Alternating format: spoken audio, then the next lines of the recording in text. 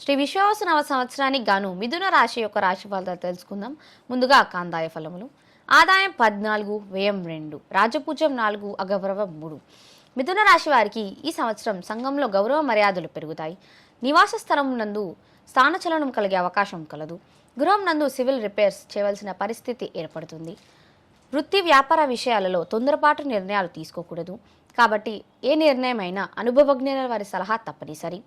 శరీరం బరువు పెరగకుండా చూసుకోవాలి. తండ్రికి అనారోగ్య సమస్యలు మిమ్మల్ని కొంత బాధకు గురి చేస్తాయి.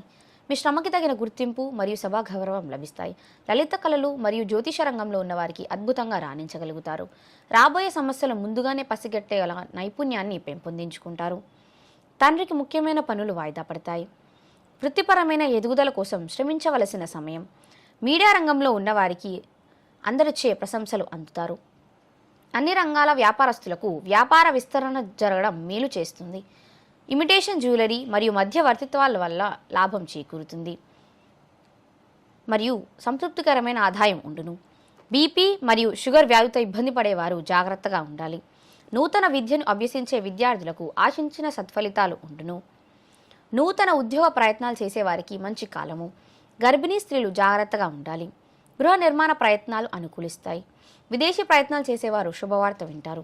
క్రీడా రంగంలో ఉన్నవారికి శరీరానికి గాయాలు కాకుండా జాగ్రత్త పడండి. బ్యాంక్ లోన్స్ మరియు ప్రభుత్వ పర్మిషన్స్ ఇబ్బంది పెట్టినప్పటికీ చివరికి మంజూరవుతాయి. పునర్వసు నక్షత్ర జాతకులకు వ్యాపార నిమిత్తం అధిక పెట్టుబడులు పెట్టవలసి వస్తుంది. గవర్నమెంట్ ఉపాధ్యాయ వృత్తిలో ఉన్నవారికి ఉద్యోగాన్ని మార్చాల్సిన పరిస్థితి ఏర్పడుతుంది. రియల్ ఎస్టేట్ చేసేవారికి సానుకూలంగా ఉంటుంది. ఈ రాశి స్త్రీలకు నడుము నొప్పితో ఇబ్బంది పడే అవకాశం కలదు. వివాహ ప్రయత్నాలు చేసేవారికి శుభ ఫలితాలు ఉండును. సంతాన ప్రయత్నాలు చేసేవారికి వంశవృద్ధి కలుగును. చిట్ ఫండ్ వ్యాపారస్తులకు ప్రభుత్వం నుంచి నోటీసులు అందుకునే అవకాశం కలదు. కోర్టు కేసులు కొంత చికాకు పెడతాయి. ఆరుద్ర నక్షత్ర గర్భిణీ స్త్రీలకు ప్రసవంలో ఇబ్బందికరమైన పరిస్థితి ఏర్పడడం వల్ల సీసెక్షన్ జరిగే అవకాశం కలదు. మిథున రాశి వారు శనికి మరియు రాహుకి గ్రహజపములు జరిపించి తగు దానములు ఇవ్వవలెను. హనుమాన్ చాలీసా చదవడం ద్వారా శుభ ఫలితాలను పొందగలుగుతారు.